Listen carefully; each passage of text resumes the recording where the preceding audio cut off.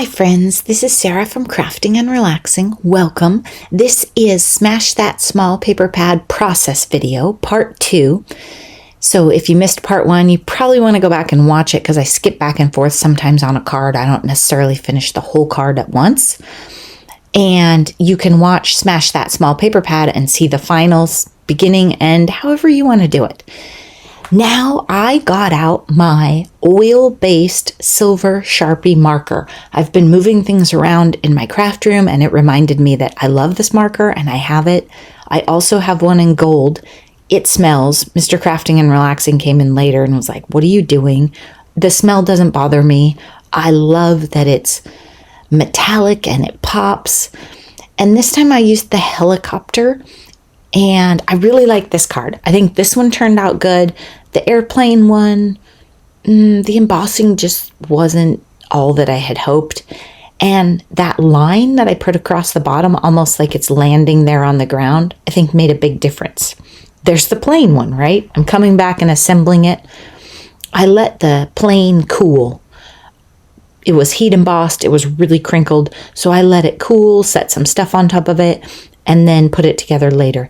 That paper that I mounted it on, I don't love that paper. That's my least favorite paper, both sides of it, from this paper pad. So when I say I love this paper, maybe set that one aside. Here, I'm getting down to where I don't have a lot of stuff left. So I'm planning, what do I want to do with my large pieces of paper? When I make my scrap cards, I very often wish I would have saved a nice background paper to tie it all together. So that's what I'm doing here. It falls apart. Stick with me because I get sidetracked and decide, no, I'm going to use those anyway. At this point, we started this process on the 16th of the month. The video's due on the 25th. At this point, it's Wednesday night, the 22nd, and I want to goof off on Saturday morning and clean my room Friday night. So, we need to get going. I lay cards out a lot and then don't make them. See, I've paired up the billiards balls and the stripes. You're never going to see either one of those papers in my cards. I decided to use the orange at the end because it went so nicely with this. And what I'm doing is it's kind of strange. I'm making a full-size background out of 2 pieces of paper. And I put a bit of washi on the back to get it to hold together so I can cut it to the size I want. And then I put washi that I actually want to show on the card just over the edges of the seam. That one was too long, so I folded the washi back, trimmed the paper down, and then folded it back over. Because if I had just chopped it, then my washi tape would have been messed up. I like to wrap it around because then you never have to worry about, is it long enough or does it stay tacked down? This card, I think this one turned out fun.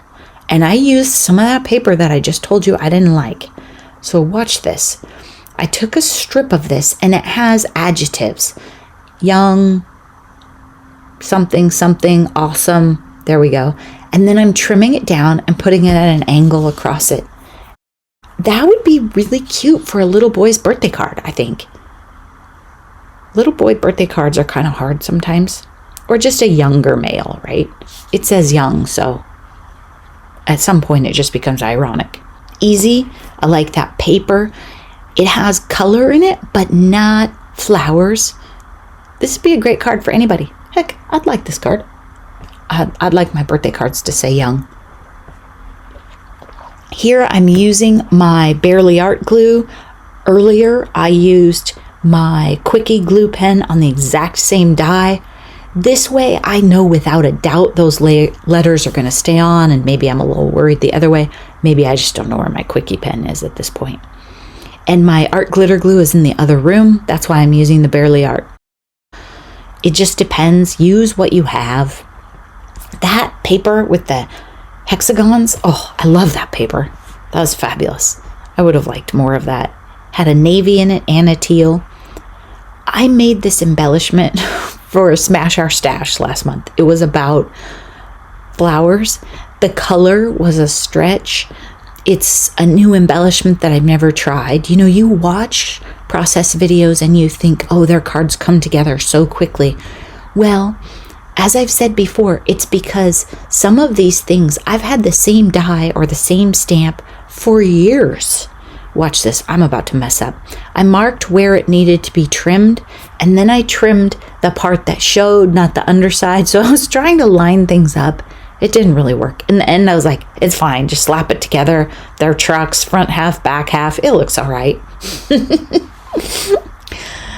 Anyway, I've never used an embellishment with this scallop shape, this flower, and this die before, this thank you die.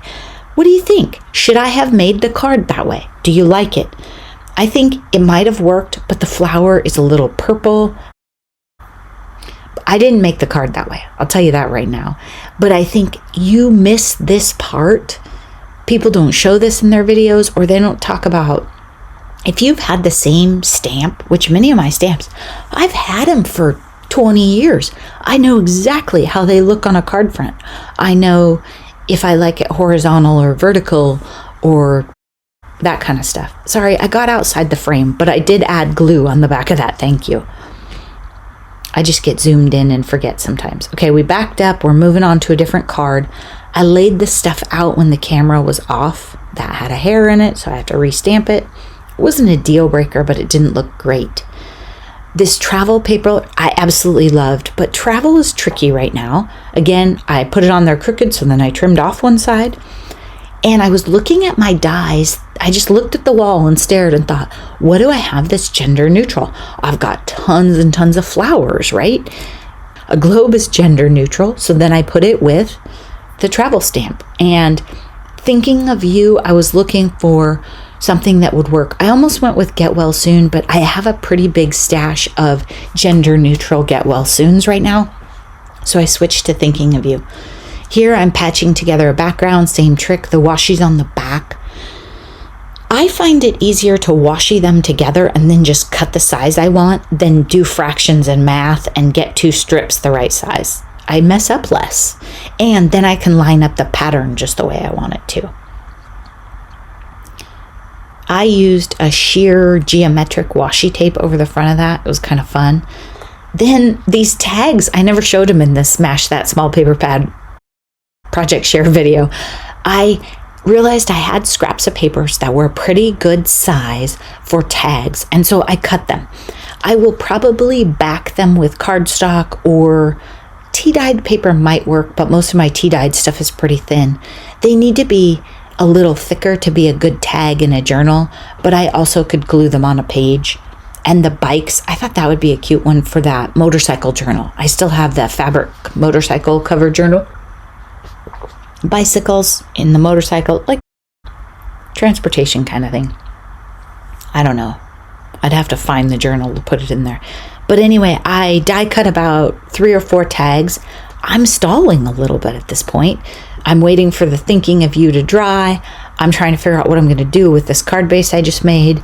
And then I'm like, oh, this works. The Miss You, I don't love the font. That is an ancient Stampin' Up! Stamp. Also, maybe I wouldn't use it as much, so I went back and forth. I caught myself. I almost stamped it right on that tag, and we all know that tiny stamp stamped in the middle of that tag, it just would have gotten lost and needed another layer. There we go. So then I put it on the circle. The circle's a little big, so I was thinking of die cutting it. My idea for that circle is that happy birthday off to the right. That was from something else, and it's pretty cute. Then I'm layering it up.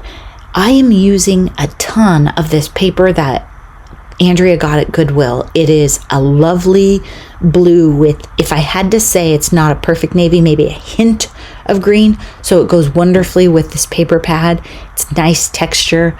I kept rejecting the Michaels one because the color has a touch of violet, I think. And using this one that Andrea got. Love it. I seem to be really low on Stampin' Up! Night of Navy. I don't know how I did it, but if I look around, I think I must have ordered a bunch of red to get ready for the holidays, but I forgot to order Night of Navy at the time. So now I have the ink pad, but I'm almost out of the paper. So Noni, if you're going to order, be sure and tell me. Tidying. This is my procrastination and also a way to see, am I missing large pieces? At one point, I cleaned my room and found a nearly 6x6 sheet on the floor during this video when I didn't realize I had it. I die cut that Miss You onto a smaller circle. So the circle was still a little too big, so I made it smaller, glued it on there, and then went, okay, now what? It needs something.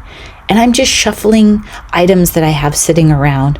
Then again, I'm staring at my wall going, okay, wait a minute. I have hexagons. There's hexagons in the paper. Some of the hexagons had more feminine, like lacy patterns in them. So I chose the 2 sizes that were just geometric.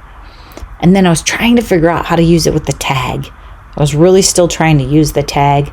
And again, it's not something I've done before. I thought it would work. I love this offset with this happy birthday, but then I decide there's no craft in the paper, but I want to make this card with a different sentiment. So I take that happy birthday stamp, which I have cut. It was a long, skinny one, and I love it. I can rearrange. I can make it long and skinny, put it back together. I can stamp happy one color, birthday another, whatever I want to do. And then I'm looking for a circle die to cut it out with because I want a small circle, but I have to get the Y in the birthday. Inking it up, stamping, you know all this part. You've done it. Is that stamp not gorgeous? It's absolutely gorgeous. Love it. And not too frilly, you know, not a real swoopty. There's no hearts in the font, that kind of thing. Now, I've got it die cut out. I figured it all out. Somewhere along the way, I got glue or scuffed that blue paper on the back in all of this shuffling, or maybe it was already there. I mean, the paper's from Goodwill. So when I went to put it together, it showed, and it might be right now. Maybe I got it on my finger and then flipped it over. See, there, bam. I don't know where the fancy tweezers are. That's probably what happened. So then I couldn't leave it offset like I planned. I had to cover it up. It's just, I don't know if it would have showed for sure, but in my brain it would have. I couldn't handle it. Still a cute card, but not what I planned. Maybe I'll do an offset one another time. And again, that's playing to the shape in the paper. The paper is hexagons and my dies are hexagons. So it works out nice. Then I just start shuffling. This is how I make my scrap cards and use up my loose ends.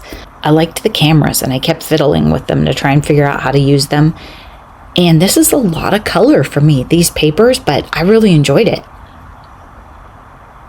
This is measuring loosely, like, okay, so if you put the ends down and then you glue the middle, it all works out. You'll see. I don't know that I measured them and made sure they had the right stuff.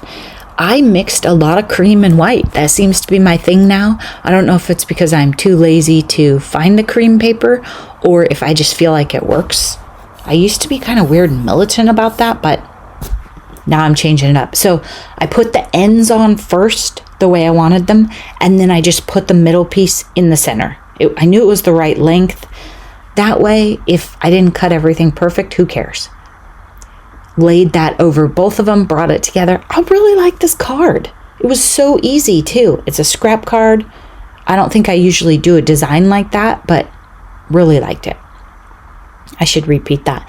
My glue, keep in mind if I just poked the needle in there a minute ago, it might have been an hour because I'm editing and you're watching like 6 times, so forgive the glue if it seems troublesome. Now I want a little something on the inside, so I trimmed it down so there's an airplane on the inside of that heat embossed one. In that container, I have actual cards completed, scraps inside, card bases. We're doing pretty good. And I'm getting down, I'm resorting. I think resorting is sort of my, okay, let's stop and evaluate what should we make next. But I am fascinated when I watch my processes of how many cards I lay out and never actually make. I think because something shiny catches my eye and I get sidetracked. Now we're going to do some scraps, and we're not going to do necessarily just strips. We're just going to use whatever we have. Some of them are die cut, so they're not super straight, or I hacked them with scissors. There's not any rules. I just try to make sure that the same paper doesn't touch each other. And maybe get a little bit of balance on the card. Like if you use something super dark on one side, try and use a super dark on the other. You could, if you want to get really fancy, go like light to dark across a card. I'm not that fancy, but you could. And just filling it in. What do I have to work with? At this point, I still have quite a few papers that I like, And so I'm making sure that I don't let any of it get away. That time I got lazy and I just wanted to use the bigger one and be done. Little splashes of orange. There's not much of that orange pattern paper left. And then I set them aside and let them dry. You can trim them down right away, but if you let the glue set, it's just easier. Here I want to use this strip. I didn't take out the hole punch because I wanted it to be as wide as it could, and I knew I would just cover it up. So every once in a while, I'll leave the hole punch and work right over the top of it. And I think that's super cute. And then I was struggling because I like the cameras too.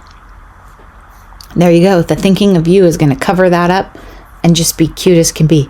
Really simple. Perfect for any gender, anyone. Thinking of you. Who wouldn't want that card? It's cute. My cream bases are much more creamy than the off-white that's in the paper too. So I think that's why I was like, yeah, whatever. I trimmed this with scissors first, big long scissors that I probably don't want glue on actually, and then straightened it up perfectly in my paper cutter. If you don't have a super heavy duty paper cutter, you're just gonna need to use your scissors because like a plastic run the blade back and forth one might not be able to handle this. Or make your scrap cards on a thinner paper. There we go. Love it. I didn't pop that up. I really wanted it to be flat and mailable. And I think non-crafters don't look at it and think anything of it. I grabbed my tiny little Fisker's blade knife because there was what I call a tweaker off to the side. One of the papers just wasn't trimmed nice. If you don't have one of those, the world would not have ended if I'd left it. Sorry, I'm fiddling off camera again. Now we're down to it. These are the scraps. We don't have a lot left that I like. We're not completely done. We're going to do a little bit more, but you can see our piles are getting limited, and my little jar that I kept my scraps in doesn't have much. And I'm looking, saying, okay, what works? And then I'm down to like weird little things that I cut off. Those were from when I trimmed around a die because I wanted to use my little Sidekick die cutter. I love my Sidekick. Some people don't. Andrea didn't like hers. Noni didn't love hers. I love mine. No rhyme, reason, just whatever papers make you happy, put them on there. Get them used up. Sometimes I try it with one side of the paper and then I flip it and use the other side. And I'm not too worried about the very edges because if it goes badly at the very edge, you can always trim it down. And I try to make the paper just a hair bigger than I think I want my final card. And this one was just a weird choppy shape, so I was trying to get it in a square. And I almost got it to work. It was a little short, but I was fine with that because I wanted to use that blue chevron. Sorry, I'm off the frame a little, but I just, I get zoomed in and forget you. Okay, now put a scrap in that one. We're moved on. A little bit of dry time. At some point when I was stamping images or doing my heat embossing, I was setting those off to the side on the other counter just because I'm so messy and I have a tendency to touch things. I don't know why that was too wide. I must have had trouble with math. Then we're putting it on the base. You've seen me do that a million times, right? And then I'm actually going to use this cute little embellishment that I made during Smash Our Stash. And it was paper from this collection, so that's good too. I like that one. I think I messed it up a little bit, turning it over and being rough with it. Then the card was too long, stuck out the side, the base did, so I just trimmed it. Again, you need a pretty heavy duty cutter to do that, or good scissors. These are the scraps I have left. I don't like that paper. I don't like it. I don't know what the dark gray side is supposed to be. That's something I don't have in my brain.